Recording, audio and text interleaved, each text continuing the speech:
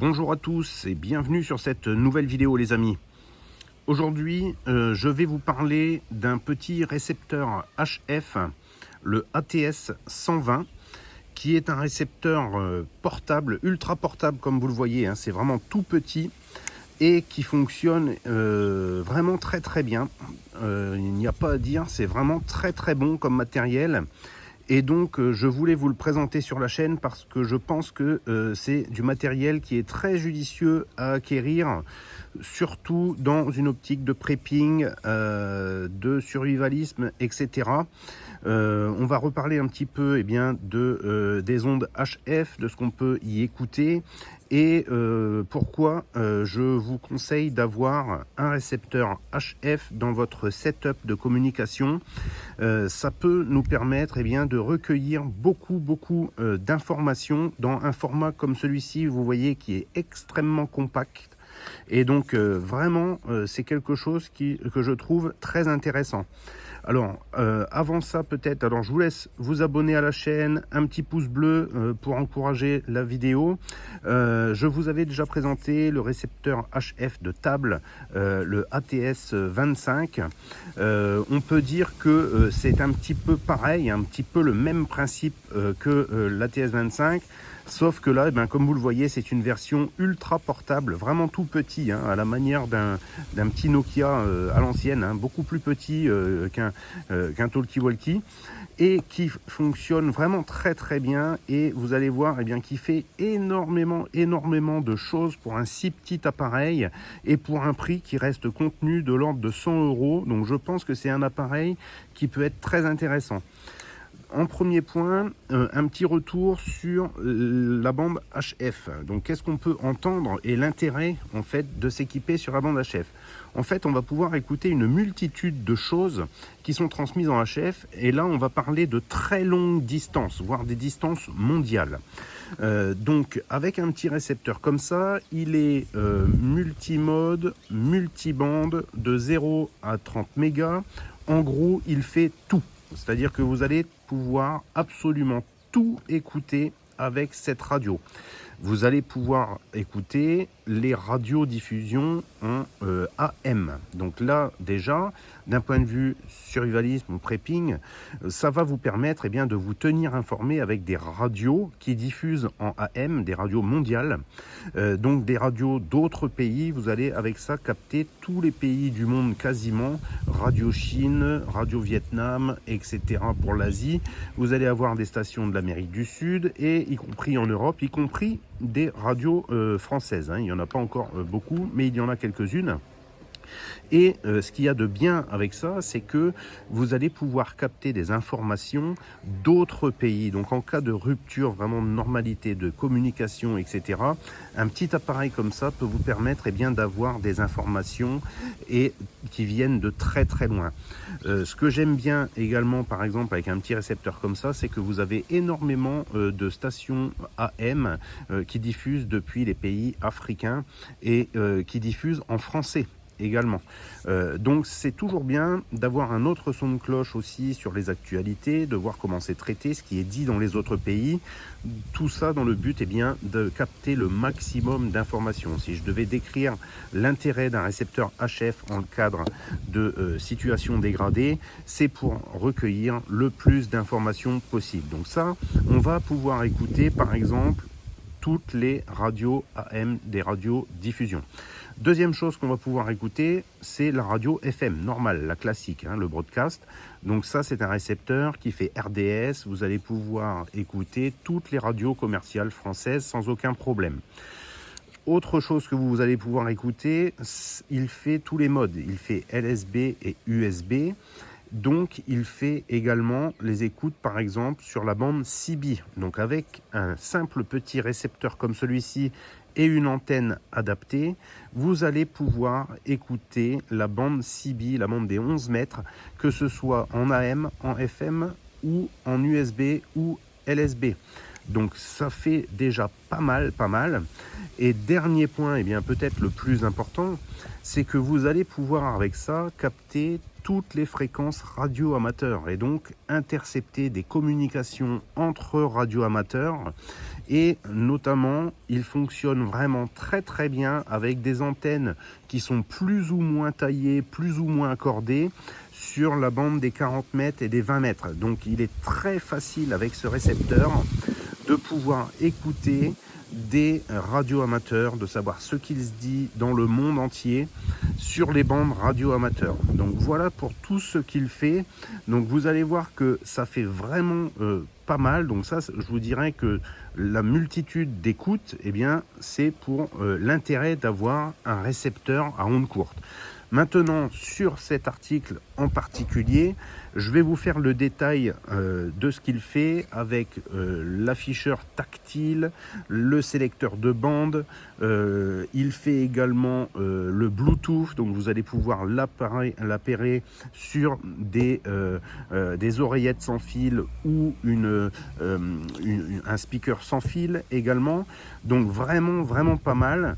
Je vais passer à l'intérieur pour vous faire une démonstration de l'écran couleur qui est vraiment très beau. Là on est en extérieur, on voit pas grand chose, donc je vais vous présenter un petit peu les menus en détail en intérieur. La suite dans la vidéo. Fréquence sur une verticale et c'est bien pratique, hein, tu arrives à les accorder du radiance à la base et puis voilà, ça fonctionne. Voilà. Mais je pense que oui, pour les montages. Rendez-vous avec nos conseillers ou sur ag2rlamondiale.fr. AG2R La Mondiale, prendre la main sur demain.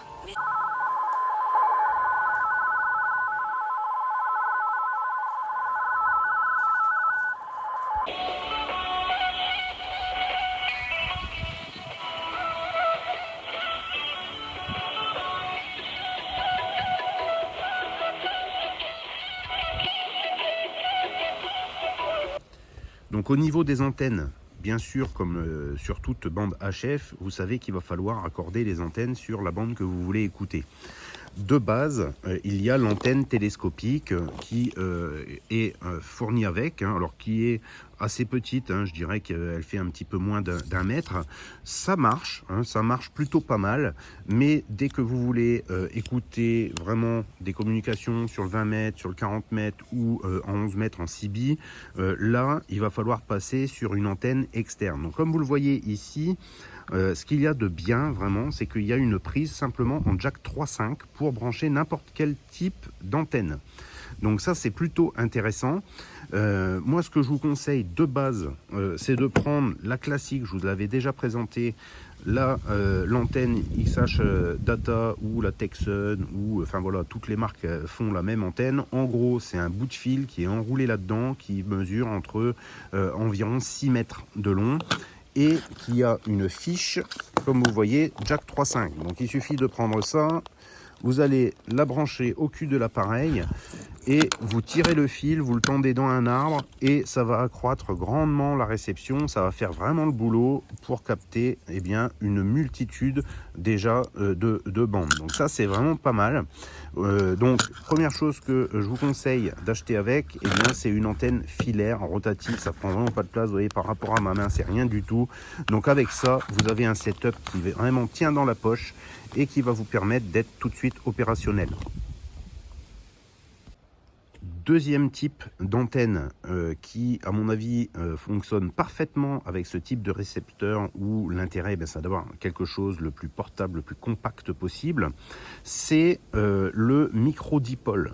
Donc là, c'est ce que je possède. Donc vous voyez que c'est un mini balloon, un 4.1, et avec ça, je le couple avec du micro-coax, comme vous voyez, et un adaptateur que vous allez trouver dans les boutiques de radio ou sur AliExpress, etc.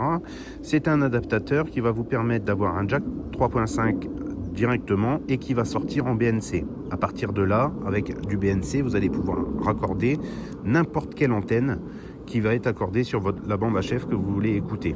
Donc ça, c'est un setup que je possède. Comme vous voyez, c'est très compact, très petit, avec le micro-coax. Ça, c'est vraiment super. Donc là, j'ai 5 mètres de micro-coax. Le mini balloon, vous voyez, qui est tout petit par rapport à ma main, c'est vraiment minuscule. Et il vous suffit simplement de rajouter 2 longueurs de fil, en gros, qui correspondent au quart d'onde de ce que vous voulez écouter. Un quart d'onde d'un côté, un quart d'onde de l'autre. Vous tendez ça dans un arbre et là, vous allez avoir un setup de réception qui va être, à mon avis, bien plus important et bien plus intéressant, même que l'antenne filaire tout simple. Donc voilà les 2 setups, moi, que je possède et que j'utilise. Bien entendu, quand vous sortez en BNC, vous allez pouvoir mettre ce que vous voulez comme antenne, hein, des antennes même de base, et vous allez accroître la réception. Pour finir, au niveau des antennes, ce genre de récepteur est très souvent couplé à l'antenne qui s'appelle MLA30. C'est une antenne, une boucle magnétique qui fonctionne également très très bien. C'est un setup qui marche très très bien avec les récepteurs en ondes courtes. Donc voilà, je dirais, les 3 écoles des antennes qui me semblent intéressantes à utiliser avec ça. La MLA30, mais plutôt peut-être pour une station fixe à la maison.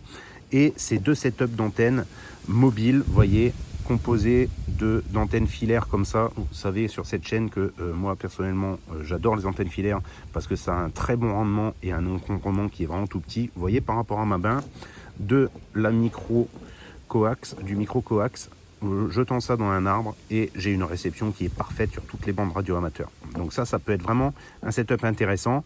Si vous ne voulez pas aller sur ça, au moins c'est obligatoire à mon avis de prendre ce type d'antenne qui sort directement, comme ça vaut une dizaine d'euros, hein, c'est rien du tout, pour avoir un bon setup au niveau des antennes.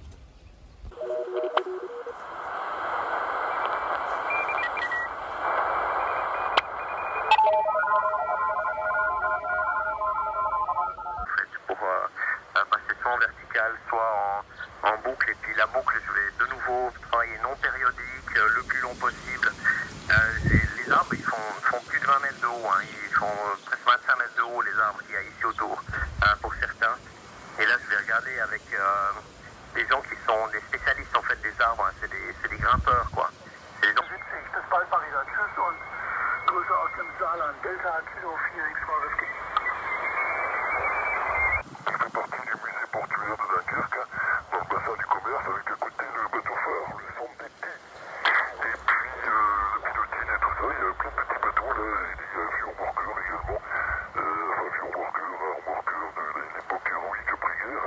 Oui, c'est bien, il y a des choses à voir comme ça quand on aime bien la mer, hein, tout simplement. Hein. Voilà, Claude, bah, écoute, c'est bête, on se soit raté comme ça, t'aurais pu faire un petit tour. Voilà, donc présentation des différents menus et de l'interface utilisateur. Comme vous voyez, ce qui marque déjà, c'est le magnifique écran couleur de cet appareil, donc qui reste petit, mais qui est facilement très facile d'accès. Et au niveau de la navigation, c'est très très simple. Donc là, comme vous voyez, on est sur le 7 mégas. Vous avez l'afficheur donc de la fréquence. Au-dessus, en tout petit, vous avez les différents raccourcis qui vont vous indiquer le mode. Hein. Donc là, on est en LSB, on a l'automatique gain contrôle, on est dans le shortwave, on a la bande passante également qu'on va pouvoir régler. Vous voyez tout de suite ce magnifique S-mètre en couleur, donc ça c'est vraiment aussi très pratique pour localiser vraiment le point où vous avez une réception la plus élevée. Et ensuite, vous avez des touches tactiles qui constituent le grand menu de cet appareil. Alors, il y a 2 grands menus distincts, le menu AM et le menu bande. Donc sur le menu AM, là, vous allez avoir accès directement à toutes les bandes radio amateurs. Et il va vous suffire simplement de cliquer. Si je veux aller sur le 20 mètres, il va arriver directement sur le 20 mètres par exemple. Donc ça, c'est vraiment bien. Donc là, si on veut faire de l'écoute, on va dire radio amateur, on va cliquer sur AM et tout de suite, on a le choix de toutes les bandes, vous voyez, 10, 12 mètres, le 40 mégas, etc. et toutes les autres bandes. Donc ça, c'est vraiment très pratique pour écouter tout ce qui est radio amateur. Ensuite, on a le deuxième menu qui va être le menu bande. Et donc là, dans le menu bande, on a d'autres bandes à écouter qui ne sont pas classées en tant que radio amateur dans l'appareil. Et donc, vous voyez qu'il couvre absolument toutes les bandes qui sont intéressantes, et y compris, comme vous le voyez ici, la CB et le 11 mètres. Donc ça va vous permettre d'écouter directement toutes les fréquences de la CB directement en tapant sur CB. Voilà, on a entendu le petit clic et il a basculé, comme vous voyez, sur le 27 mégas. Et là, je n'ai plus qu'à choisir dans le mode, ici, et là, je choisis, soit je veux de l'AAM, de l'USB et du Morse. Voilà, donc il suffit, si je veux faire de l'écoute de CB en longue distance pour écouter les DX, là, je me suis retrouvé tout de suite sur le 27200 en USB directement pour faire de l'écoute sur la bande CB 11 mètres. Donc ça, c'est vraiment super pratique. Quand on revient sur le menu des bandes, vous allez avoir les shortwave. Donc là, on va passer sur la partie plutôt d'écoute en AM de radio en longue distance. Donc là, vous allez avoir aussi ce raccourci. On va recliquer sur bande et c'est ici que vous allez avoir l'accès directement à la radio FM, au shortwave et longwave, voilà, directement. Donc ça, c'est pour la partie écoute radio, radiodiffusion. Donc vous voyez que c'est très simple finalement, en 2 touches, vous allez pouvoir accéder directement à ce que vous écoutez et puis eh bien, il va commuter directement et il va se rappeler aussi surtout du dernier mode sur lequel vous étiez. Donc là vous voyez j'étais en 27 mégas en USB, j'ai rappuyé sur la bande CB et il va me remettre aussi en USB. Si vous voulez écouter par exemple de l'AM, vous allez faire de l'AM et hop, on clique sur l'AM et là voilà, on a basculé sur le AM. Donc c'est très simple, très intuitif. Un menu comme ça tactile, ça change tout, hein. Vraiment, il existe d'autres petits récepteurs avec juste la roulette. Vous verrez, à l'utilisation, c'est pas du tout pratique en fait. Quand vous n'avez pas la possibilité de pianoter soit une fréquence ou de sélectionner directement une bande, eh bien en fait vous êtes sans arrêt en train de tourner la molette et ça devient vite pénible pour faire de l'écoute. Là avec ça, eh bien c'est vraiment pas mal. Autre chose également, voilà, tac.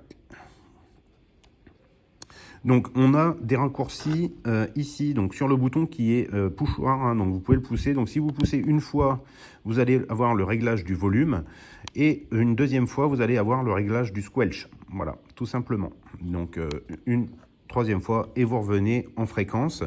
Donc vous allez avoir d'autres menus, hein, par exemple comme vous voyez le step, donc vous allez pouvoir régler le step directement qui va impacter donc la rotation du dial directement. Donc on peut peut-être se mettre en 5 et là vous voyez que je vais être de 5 en 5, donc très pratique par exemple pour la bande des CB 11 mètres hein, directement. On a un menu Next avec une autre page de menu et là eh bien c'est vraiment pas mal aussi, hein, vraiment pas mal. Vous allez avoir des touches up and down et la touche scan, donc ils vont vous permettre de scanner également toute une bande. Donc là vous montez le squelch et vous allez pouvoir lancer un scan sur la bande où vous êtes. Donc ça c'est vraiment super. Ça marche aussi par exemple en radiodiffusion sur la bande FM, vous scannez et hop il va s'arrêter à toutes les stations qu'il va trouver. Donc ça c'est vraiment très bien. Vous allez avoir également sur cet appareil une fonction de mémoire qui va vous permettre de mémoriser vos fréquences. Ça aussi c'est super pratique. Donc vous allez appuyer sur mémo et là vous voyez j'ai mis en mémoire des fréquences que je monitore et il suffit donc de cliquer sur la fréquence et il va vous rappeler directement la fréquence que vous aviez en mémoire. Donc ça c'est vraiment bien. Vous voyez là je suis repassé sur le 7100 par exemple et je l'avais en mémoire et il va me reprendre également comme vous le voyez ici en mémoire le mode sur lequel vous aviez entré la mémoire. Donc ça c'est vraiment très bien. C'est très simple d'utilisation. Quand vous êtes sur une écoute de fréquence, il suffit de faire add et vous allez l'ajouter automatiquement sur la prochaine qui est libre, hein. Comme vous voyez ici, j'en ai une 8, la empty. Vous faites add et voilà, sur la 8, je viens d'enregistrer la fréquence que j'étais en train d'écouter. Là, ici, vous allez pouvoir, avec la touche, comme vous voyez ici, lui donner même un petit nom. Donc, vous allez pouvoir la nommer. Vous faites OK et boum, ça y est, elle est en fréquence. J'ai ma fréquence 8 qui est enregistrée. C'est aussi simple que ça. Si vous voulez la supprimer, vous sélectionnez la fréquence, vous cliquez sur Del et vous la supprimez et la mémoire, la banque de mémoire donc revient libre. Voilà, c'est tout simple, tout bête. En fait, je trouve que le principe de fonctionnement de cette radio est vraiment très très simplifié et c'est ce qu'on attend parce que c'est une radio qu'il faut amener avec nous, bien sûr, c'est pour le terrain. Donc, il faut quelque chose de simple, d'accessible et vous voyez finalement avec tous ces gros raccourcis sur l'interface, eh bien, je trouve que là, la navigation est très aisée, très simple. Donc, c'est vraiment une radio qui est performante, qui est intéressante. Alors, la sélectivité aussi est très bonne. Quand vous avez des contests, par exemple, le week-end ou des choses comme ça, c'est très, très facile d'écouter vraiment des communications du monde entier avec simplement ce petit récepteur. Donc, c'est vraiment pas mal. Je vais vous laisser un lien dans la description pour aller l'acheter directement si vous le voulez. En gros, comptez une centaine d'euros. C'est vraiment intéressant. Voilà, c'est vraiment intéressant. Vous avez quelque chose qui tient la route, donc qui est rechargeable en USB type C. Vous avez une prise en jack 3.5 pour mettre des écouteurs. Donc le son, on va pas se mentir, vu la taille, c'est pas terrible du haut-parleur. Par contre, avec des écouteurs, là, c'est super. Et puis également, si vous appareillez ça avec une enceinte Bluetooth, par exemple, vous serez surpris vraiment de la qualité audio avec une enceinte Bluetooth. Donc quelque chose de petit, compact, performant, pas très cher, quelque chose qui est vraiment, à mon sens, très utile, voire même indispensable si vous voulez vous préparer dans le cadre de rupture de normalité au niveau des communications. Avoir un récepteur HF dans votre batterie, dans votre setup de radiocommunication, à mon avis, c'est nécessaire. Il existe en gros plusieurs écoles pour pouvoir écouter le HF. On a la Rolls qui sont les postes décamétriques, mais bon, ça c'est gros et c'est très cher. Ensuite, on a quelques talkie-walkie qui font également la réception en HF, mais il n'y en a vraiment pas beaucoup sur le marché et ça reste aussi très très cher. Donc finalement, si on veut quelque chose de très abordable pour une centaine d'euros et qui marche surtout très très très bien, pour moi, je ne vois à peu près que ça finalement dans votre batterie de communication si vous ne voulez pas vous ruiner. Donc en gros, si vous préférez avoir un récepteur plutôt à la maison, là je vous conseillerais de partir sur les récepteurs ATS25, etc. Mais si vous voulez quelque chose de beaucoup plus portable, de plus mobile à glisser dans votre poche, ça, à mon avis, ça fait vraiment sens. À coupler avec une petite antenne, c'est vraiment super. Voilà, je ne fais pas plus long. Le lien est dans la description si vous voulez l'acheter. N'hésitez pas à liker et je vous dis à bientôt pour une prochaine vidéo. Ciao les amis.